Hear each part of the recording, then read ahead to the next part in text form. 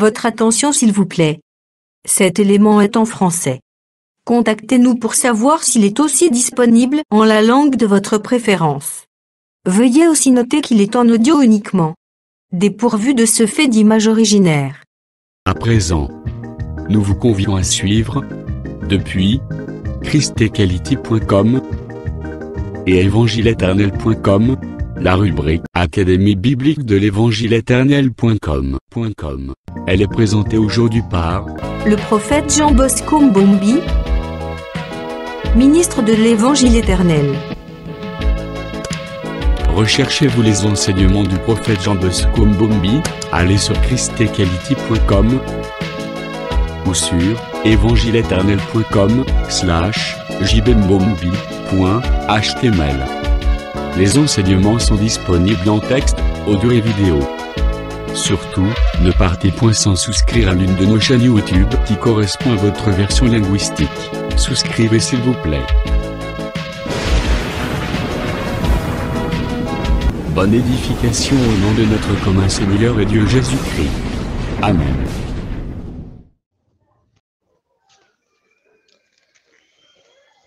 Bonjour ou bonsoir, selon l'heure de l'arrivée de notre salutation.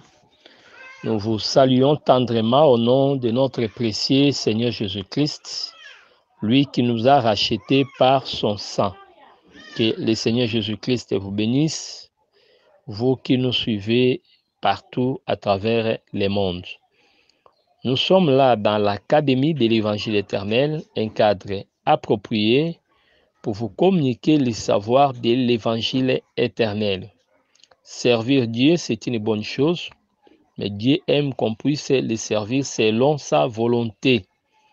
Et il y a un seul Dieu qui ne change pas, en qui on ne trouve pas d'ombre de variation, mais c'est Dieu-là, dans sa façon de faire changer selon les circonstances. C'est pour lorsqu'on maîtrise bien les dispensations, on saura positionner les choses, puisque nous vivons un temps de confusion. Mais l'Écriture dit, dans Joël chapitre 2, quand vous prenez les versets 27 à 29, « Et mon peuple ne sera plus dans la confusion ». S'il y a la confusion, c'est pour les autres. Si l'évangile est voilé, c'est pour les autres. Mais pour ceux qui connaîtront son nom, pour le peuple de Dieu, l'Église que nous sommes, pour toi et moi qui avons la promesse de Christ, la confusion n'a pas de place. Cela n'est pas un simple slogan. La confusion n'a pas de place si seulement on s'abaissait, on s'humiliait pour apprendre, puisqu'il est dit, vous connaîtrez la vérité et la vérité vous affranchira. Jean chapitre 8, verset 32. Donc voilà ce que nous devons comprendre. Les dispensations méritent d'être connues et comprises. Quand nous comprenons bien les dispensations, on ne serait pas dupé par les faux. À tout moment que les falsificateurs, les fauteurs de troubles viendront, les contradicteurs seront là avec des versets tordus des sens, on serait toujours bien positionné pour les ramener. Donc voilà l'importance de cet apprentissage. Que le Seigneur Jésus-Christ vous bénisse encore. Alors nous sommes en train d'étudier le temps de la grâce. Nous avons dit la dispensation de la grâce commence premièrement avec la venue de Jésus. Ça c'est d'une manière générale. Quand Jésus vint, il implique la fin de la loi. Mais quand il faut entrer en profondeur, nous savons que la grâce commence quand Jésus mourit à la croix, puisque l'inauguration d'une alliance est faite toujours par le sang. C'est ce que nous avons vu avec Hébreux 9, que Moïse avait versé le sang qui inaugura la première alliance. C'est pourquoi la seconde alliance également devait être inaugurée avec le sang. Donc par là, nous disons, le temps de la grâce commence avec la mort de Jésus-Christ à la croix et trouve son effectivité lorsque le Saint-Esprit va venir sur les croyants. C'est ça. Alors, ce temps de la grâce part jusqu'à l'enlèvement de l'Église pour les nations. Pour les nations, la grâce va jusqu'à l'enlèvement de l'Église d'une manière générale, mais nous touchons aussi que la grâce se prolonge jusqu'à la fin de la prédication des deux témoins. C'est-à-dire, même après l'enlèvement, vous voyez toujours le temps de la grâce. Pourquoi? Puisque sans la grâce, Israël qui est resté ne sera pas sauvé. Retenez qu'une partie d'Israël est tombée dans l'endurcissement et Dieu, dans son programme, a fait que ces restes-là soient ramenés pendant la période que les deux témoins vont travailler, c'est-à-dire après l'enlèvement. Romains chapitre 11, j'aimerais toucher cette pensée-là. Romains chapitre 11. Je prends les versets 25 à 26.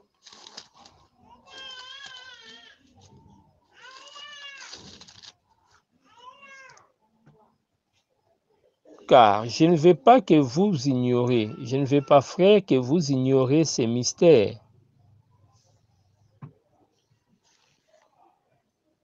Afin que vous ne vous regardiez point comme sages. C'est qu'une partie d'Israël est tombée dans l'endurcissement jusqu'à ce que la totalité des païens soit entrée. Et ainsi, le verset 26, tout Israël sera sauvé selon qu'il est écrit, le libérateur viendra de Sion et il détournera de Jacob les impiétés. Merci. Paul dit qu'on ne doit pas se regarder comme sages. Si l'on ignorait les mystères, on croirait seulement que nous sommes sages, nous qui avons choisi de croire en Jésus-Christ. Mais il montre que sur le plan des mystères, cela ne vient pas de nous, mais c'est la grâce que Dieu nous a faite. C'est-à-dire quoi? Il veut dire par là que, au fait, l'incrédulité d'Israël a été provoquée par le Seigneur pour que nous, les gens des nations, nous croyions l'évangile. Il n'est pas question de se regarder comme sages, mais c'est la grâce que nous avons trouvée. Dieu a endurci une partie d'Israël pour nous donner de la place. Voilà, il a accepté de perdre pour gagner une autre partie après l'enlèvement. Donc c'est pourquoi nous disons, une partie d'Israël est tombée dans l'endurcissement. C'est pour l'état actuel, pour que nous nous croyions. Et après l'enlèvement, Dieu peut se souvenir du reste là. Le reste d'Israël là, que Dieu va sauver, c'est ce qu'on appelle les tisons. Remarquez dans Zacharie 3, lorsqu'on parlait sur les sacrificateurs, Zacharie et Josué plutôt, vous allez remarquer qu'on a qualifié Josué, sacrificateur, comme étant un tison arraché au feu. Donc, c'est-à-dire, c'était un morceau de bois qui brûlait, mais Dieu n'a pas voulu que tout le bois soit consommé. Il faut sauver un reste. C'est ce reste qu'il appelle tison. C'est un tison arraché au feu. Prenons ce texte pour nous faciliter la tâche et pour aider notre compréhension. Zacharie chapitre 3.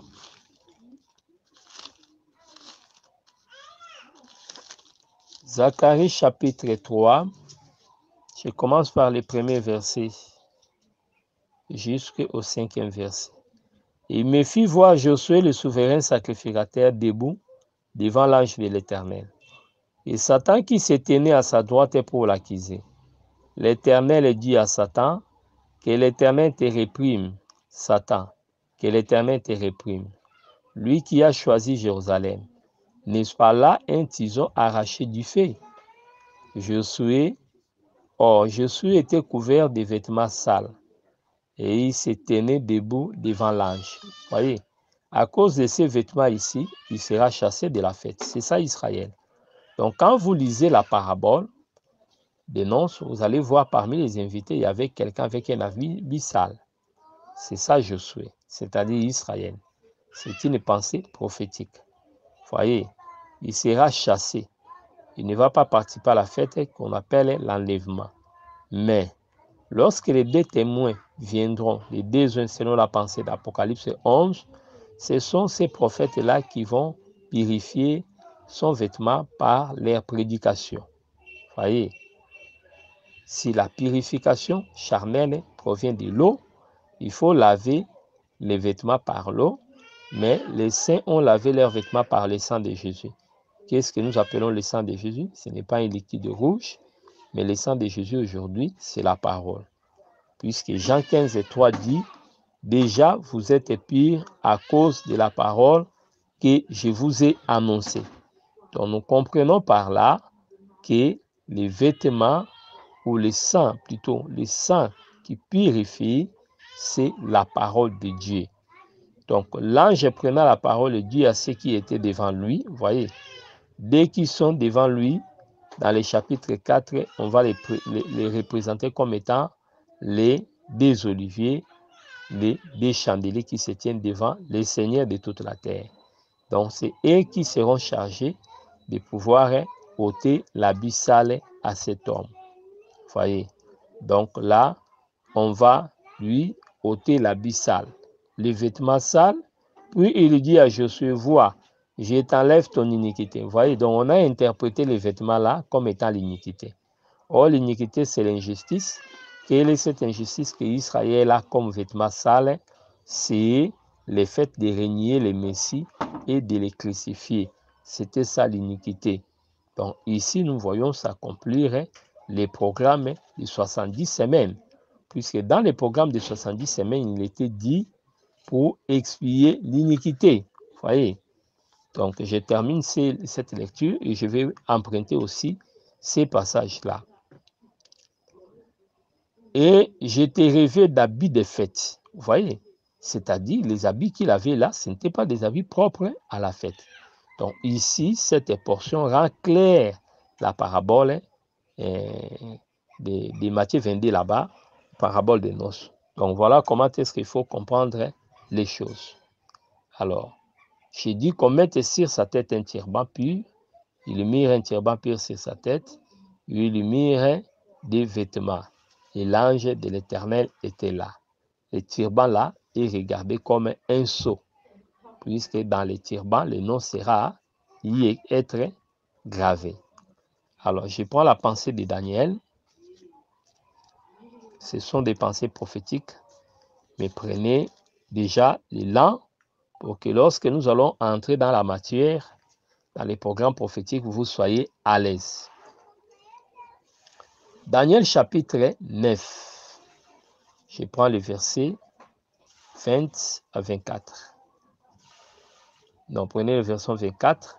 70 semaines ont été fixées sur ton peuple et sur ta ville sainte pour faire cesser les transgressions et mettre fin au péché, pour expier l'iniquité et amener la justice éternelle, pour sceller la justice et la vision et les prophètes, pour oindre les saints des saints. Il y a beaucoup de choses à dire là-bas. Au jour du Seigneur, nous y reviendrons. Mais retenons seulement que les programmes de 70 semaines fixés sur Israël, c'était pour expier l'iniquité. Donc, lorsque nous voyons, on déshabille, on ôte l'habit sale à cet homme, nous comprenons par là qu'on est en train d'expier l'iniquité d'Israël pour qu'il puisse prendre part à la fête des tabernacles qui est le millénium. Donc voilà ce que nous devons retenir. Donc il a raté la fête des noces dans la phase de l'enlèvement, mais il va avoir la chance de continuer la phase restante qui est le millénium. Voilà ce que nous devons retenir. Donc, quand il faut positionner la grâce part de la croix ou de la venue du Saint-Esprit jusqu'à la fin de la prédication des deux témoins. Quand Israël est scellé, c'est-à-dire il est sauvé, là c'est fini, la grâce peut prendre fin. Donc voilà ce que nous devons comprendre en rapport avec les limites de la grâce. Donc voilà les repères qu'il faut retenir. Alors, la fois passée, on parlait sur la sanctification et la glorification. Ce sont des éléments importants qui caractérisent les temps de la grâce. Donc, quand on parle de la grâce, il faut insister sur ces choses-là pour que les gens comprennent l'importance de la grâce dans leur vie, comment est-ce que Christ nous sanctifie et Christ nous glorifie. Donc, nous sommes comme le bois d'acacia, faible plante, mais qui porte l'or. Voilà pourquoi, malgré la pauvreté, les difficultés, les manquements, les humiliations sur la terre, mais retenez que vous êtes un acacia qui porte l'or, ce qui est différent avec les autres. La nature de l'or vous élève. Les gens de la terre, peu importe leur situation sur la terre, mais ce ne sont que des bois simples qui ne portent pas de l'or. L'or, c'est aussi la nature divine qui nous rend des êtres éternels. Donc, c'est aussi l'évangile qui nous rend des êtres éternels. Donc, voilà ce qu'il faut comprendre. Et ce sont des choses qui font la fierté, notre fierté. Donc, par le fait que nous sommes des croyants. Donc, on ne peut pas se décourager puisqu'on est croyant, puisqu'on est chrétien. Mais c'est une fierté puisque nous sommes des bois d'acacia couverts d'or. Donc, même si le monde ne reconnaît pas notre valeur, mais si les plans spirituels, nous sommes des hommes élevés. Donc, il faut retenir ça comme ça. Que le Seigneur vous bénisse. Alors, après avoir parlé sur les messagers de l'Alliance, sur le sang de Jésus, sur les dispensations de la grâce et sur la foi en Jésus plutôt, sur la sanctification et la glorification, nous prenons les points E, c'est-à-dire 4 E. Là, je vais parler sur 4 E. Je prends la pensée sur les arts ou l'œuvre du Saint-Esprit. Donc, je parle ici l'œuvre du Saint-Esprit, les points E. Alors, il faut aussi retenir que le temps de la grâce est marqué par la venue du Saint-Esprit. Un don que Dieu n'a pas fait aux hommes dans les autres générations. Le Saint-Esprit visitait les hommes, mais n'était pas en permanence. De même que Dieu visitait les hommes, mais n'était pas en permanence. C'est comme Élisée qui passait. Il était voyageur. Mais lorsque Élisée habita dans la maison de la femme de Synem, c'est alors que la grâce était venue dans cette maison. C'est pour dire aussi l'Esprit visitait les hommes. L'Esprit pouvait agiter Samson, pouvait agiter les prophètes pour qu'ils prophétisent. Donc, c'était la visitation. Mais ici, nous sommes dans le temps où le Saint-Esprit est venu en nous en permanence. C'est ça le temps de la grâce. Dieu a envoyé son Esprit venir habiter en nous. C'est la deuxième phase de la grâce. La première phase de la grâce, c'est la parole faite chair. Dieu habita au milieu de nous dans un corps appelé Jésus et il a manifesté le salut par sa mort à la croix. Mais il a dit, je pars et je reviendrai. Vous voyez, quand vous lisez ces textes-là de Jean 14, de Jean 16, vous comprenez que c'est lui qui est parti, c'est lui qui reviendra pour que la joie de ses disciples soit parfaite, c'est le Seigneur lui-même. Voilà pourquoi l'autre consolateur promis n'est pas une autre personne physiquement comme ça, mais c'est dans les fonctionnements, dans les titres, dans les fonctionnements qu'il est différent du Fils, c'est-à-dire le Fils est différent de l'Esprit. Mais dans les mystères, nous savons, il est question seulement de lui-même qui est venu. Vous comprenez? C'est pourquoi lorsque nous confessons sur la divinité, l'unicité du Seigneur, nous ne disons pas qu'il y a trois personnes en Dieu, mais nous disons il y a un seul Dieu qui est Père, Fils et Esprit. Mais quand il agit comme Père, il apparaît comme une personne différente du Fils. C'est pourquoi quand il faut lire les Écritures, vous allez voir apparemment le Père est différent du Fils. Mais cette différence est établie au niveau du fonctionnement ou des fonctions. Mais sur les plans spirituels, les plans des mystères, c'est la même personne qui opère. Donc les trois sont d'accord. Celui qui est Père, il est également Fils, il est également Saint-Esprit. C'est pour lorsqu'on a parlé sur les baptêmes. Remarquez très bien, vous allez comprendre qu'on a insisté seulement sur un seul nom. Voyez, Matthieu chapitre 28, versets 19 à 20. Les baptisa au nom. Les noms restent au singulier. Ces mêmes noms s'accordent au Père, au Fils et au Saint-Esprit. S'ils étaient réellement trois personnes différentes, au nom serait au pluriel. Voyez, donc allez-y comprendre que les trois sont d'accord, c'est-à-dire l'unicité mérite d'être crue. Donc il y a un seul Seigneur, Israël, l'Éternel est ton Dieu et l'unique. Donc, c'est-à-dire l'unicité, le Père, le Fils et l'Esprit sont un. Voilà notre confession. Alors, nous voulons parler sur l'œuvre du Saint-Esprit. Alors, le Saint-Esprit, il faut le regarder comme étant le don que le Seigneur nous a donné. Christ lui-même, selon Jean 4, 10, il a dit à la femme samaritaine, si tu connaissais les dons de Dieu. Voyez, les dons de Dieu, c'est l'homme et Jésus. Mais vous allez comprendre maintenant que lorsque lui est parti, il nous a donné son don. Voyez, les dons du Fils et les dons de Christ, c'est le Saint-Esprit. Le Saint-Esprit a été envoyé par le Seigneur. Donc, c'est les dons. Alors, quand le Saint-Esprit vient comme don, c'est pourquoi on parle des dons, un seul don, il est question du Saint-Esprit.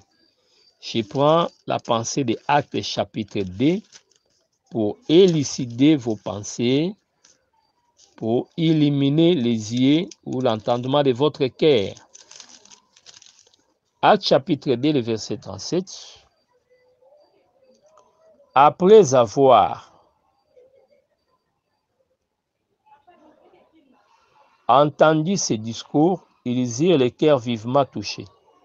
Il dit à Pierre et aux autres apôtres, « Oh mes frères, que ferons-nous » Voyez, pourquoi on dit à Pierre et aux autres apôtres? Puisque Pierre n'a pas parlé seul. Il a parlé et les autres ont parlé. Pourquoi les autres devaient parler? Au risque de laisser entendre que Pierre était la personne la plus importante et les autres ne valaient rien. Non.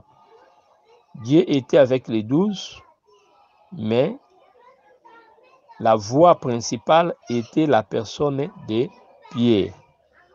Mais vous allez voir, après lui, les autres ont aussi intervenu. C'est pourquoi la question serait aussi posée à Pierre qui avait commencé et aux autres. Donc ça valait la peine que les autres parlent. Si les autres n'avaient pas parlé, le leadership de Pierre serait absolu. C'est-à-dire il régnerait comme un chef sur ses frères. Mais c'est pour dire les 12 sont au même pied d'égalité, seulement devant la foule, devant les tierces, on ne peut pas avoir plusieurs bouches, il faut avoir une bouche. C'est là où nous croyons au leadership monocéphalique, donc un conducteur, mais il est le représentant de ses frères. Ce n'est pas qu'il est supérieur, il est là établi pour mépriser ses frères, non. Mais il est là comme porte-parole. Vous voyez, c'est comme au temps de Joseph, il avait 12 frères, mais tous ne devaient pas aller parler devant Pharaon. On a pris 5 d'entre eux. Les 5 là représentaient leurs frères. Donc ce n'était pas par rapport à une supériorité qui c'était extraordinaire, non. Mais c'est question d'ordre. Donc l'Église aussi marche dans l'ordre. Voilà pourquoi il faut qu'il y ait un collège qui est représenté par un ministre porte-parole qui décide, qui oriente la direction de l'Église. Merci beaucoup. Ce sont des notions que nous allons aussi toucher avec le temps pour votre bénédiction. Verset 38, nous sommes dans Actes chapitre 2, nous cherchons quelque chose dans ces voyages. Pierre leur dit, repentez-vous et que chacun de vous soit baptisé au nom de Jésus-Christ pour le pardon de vos péchés et vous recevez les dons du Saint-Esprit. Ici, ce n'est pas les dons au pluriel. Ici, on veut encore dire en d'autres mots, et vous recevez le Saint-Esprit comme don. C'est ça la différence. Et vous recevez les dons du Saint-Esprit. C'est-à-dire, le Saint-Esprit que vous allez recevoir, vous allez les recevoir comme un don. C'est très, très important, mes frères. Le don est au singulier. Ici, on ne veut pas d'abord parler et vous allez parler en langue. Le don du Saint-Esprit, c'est prophétiser, c'est pas... Non. On dit d'abord les dons du Saint-Esprit, c'est-à-dire le Saint-Esprit viendra à vous comme don. Donc, le Saint-Esprit comme don est donné aux croyants. Voyez, est donné aux croyants. C'est pourquoi quand le Saint-Esprit vient, nous les considérons comme étant les gages et les arts de notre héritage. Le Saint-Esprit constitue une garantie. Le Saint-Esprit, quand il vient, il s'amène avec des richesses que nous appelons les dons du Saint-Esprit au pluriel. Voyez, là, il faut aller dans le livre de 1 Corinthiens pour que nous comprenions. 1 Corinthiens chapitre 12. Je commence par le premier verset. Pour ce qui concerne les dons spirituels, je ne veux pas, frères, que vous soyez dans l'ignorance. Vous savez que lorsque vous étiez païens, vous vous laissiez entraîner vers les idoles, muettes, selon que vous étiez conduits. C'est pourquoi je vous déclare que nul, s'il parle par l'Esprit de Dieu, ne dit Jésus est anathème. Donc le Saint-Esprit ne vient que glorifier le Fils. Et que nul ne peut dire Jésus est le Seigneur si ce n'est pas le Saint-Esprit. La première portion reste une évidence. Voyez.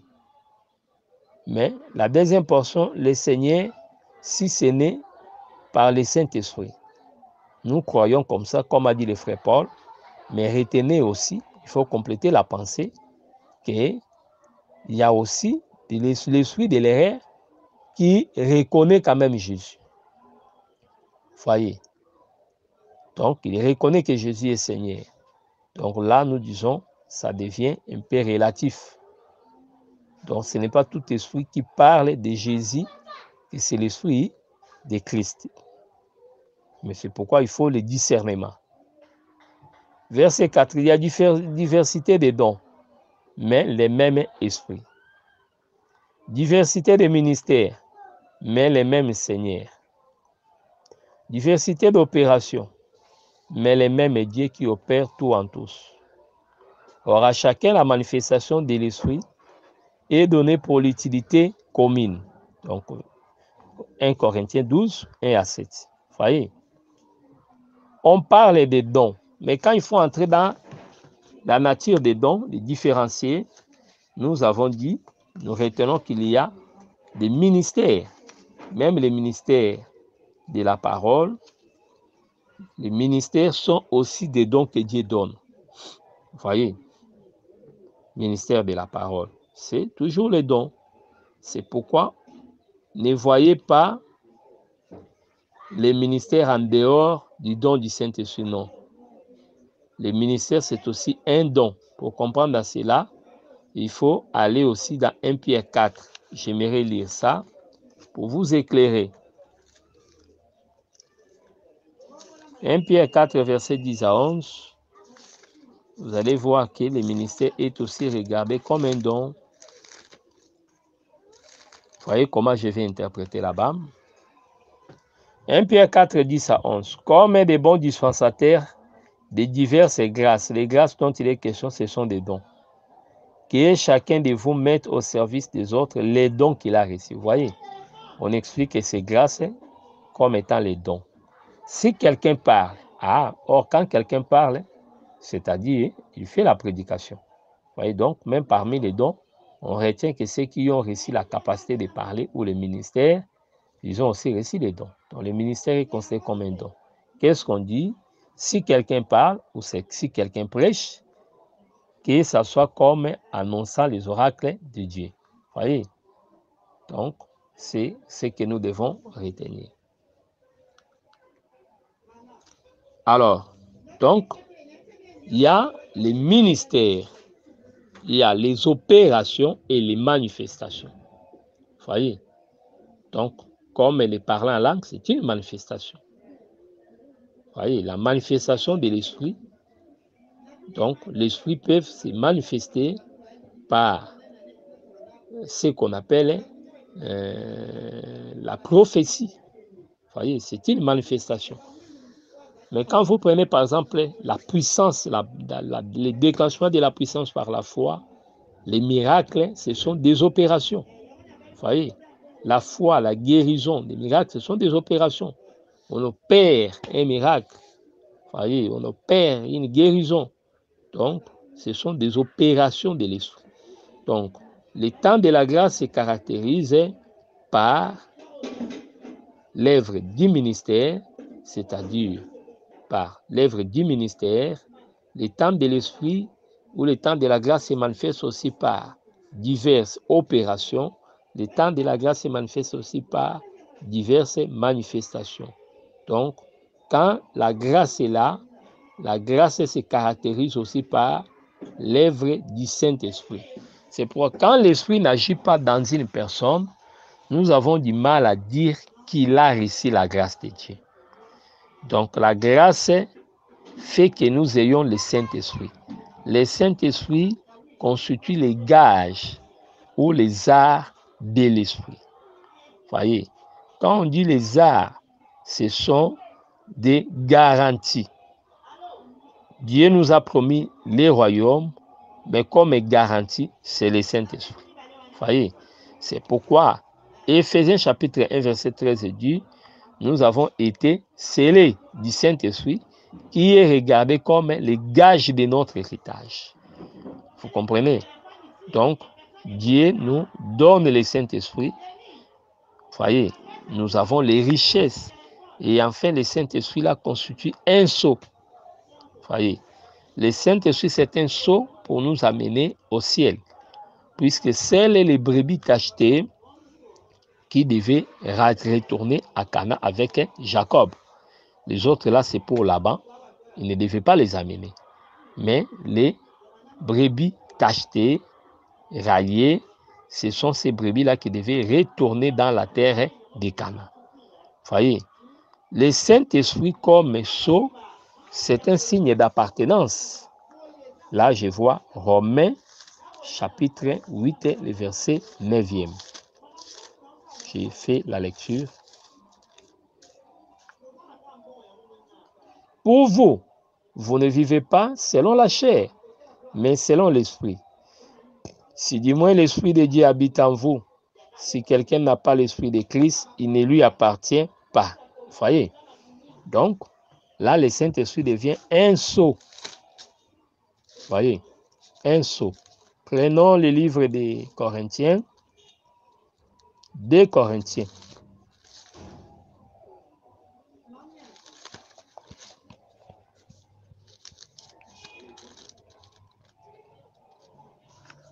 Deux Corinthiens.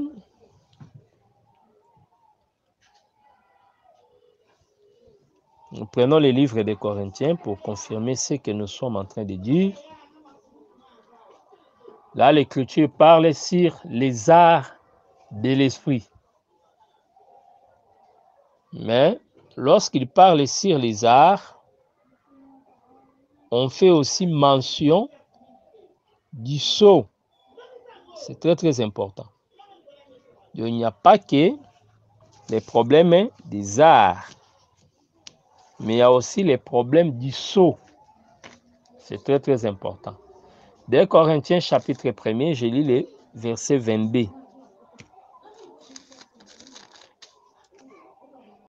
Merci d'avoir suivi ce message et que Jésus-Christ vous bénisse. Si vous avez une question à l'intention de l'homme de Dieu, si vous voulez que l'homme de Dieu prie pour vous, si vous voulez vous confier à l'homme de Dieu, ou si vous voulez tout simplement bénir l'homme de Dieu, contactez-le directement si ses coordonnées sont disponibles depuis sa page. Sinon, contactez-nous et nous lui transmettrons vos préoccupations. N'oubliez pas de faire un tour à notre page évangélisation pour voir en quoi vous pouvez vous rendre utile à Christ par cette œuvre. Que Dieu vous bénisse tous. Amen. ChristQuality.com. Les cieux en un clic de la souris. Évangile-éternel.com, le site de l'Évangile éternel. Christ et Quality Fondation, équilibrer la manne ramassée dans le désert de sorte que chacun ait un numère. Branchez-vous sur ChristEquality.com ou sur évangile-éternel.com et vous attendra au rendez-vous. La radio mondiale évangile-éternel.com, enseignement non-stop. La télé prophétique, évangile-éternel.com TV. Enseignement quantique et documentaire biblique. L'église virtuelle, assemblée et culte de prière des saints, en ligne et en direct. La rubrique Pasteur et thème. Retrouvez tous les ministres de l'Évangile éternel, en vidéo, audio et texte. La rubrique Bible révélée, explication prophétique de la Bible, mot à mot. La rubrique Questions et réponses, expose les réponses des ministres à vos questions difficiles et compliquées. La rubrique Prophétie et actualité, décrypte pour vous, l'actualité, en rapport avec les prophéties bibliques. La rubrique Aréopage, ouvre à tous, et sans censure, le libre débat et exposition contradictoire. Évangile-éternel.com, démystifié au moyen de l'enseignement, des erreurs, des fausses religions, églises, doctrines et philosophie. Nos enseignements confrontent l'apostasie et les idées préconçues pour vous attacher à la saine doctrine. Vous y trouverez de l'exhortation, du réconfort spirituel et de l'incitation à vous sanctifier. Sur évangile-éternel.com, sollicitez une requête de prière, et les ministres et plusieurs saints prieront pour vous. Retrouvez des cantiques chantés par des saints et des cantiques instrumentaux. Venez y apprendre d'autres langues à travers la Bible audio multilingue. Les enseignements sont en toutes les langues. évangile-éternel.com, le site de l'Évangile éternel. Motivez-nous en souscrivant à l'une de nos chaînes YouTube, celle de votre préférence linguistique. Et venez évangéliser avec nous en partageant, autant que faire se peut, notre site web, nos YouTube channels ainsi que toutes nos publications. Merci de le faire et que Jésus-Christ notre commun Seigneur et Dieu vous bénisse tous. Amen.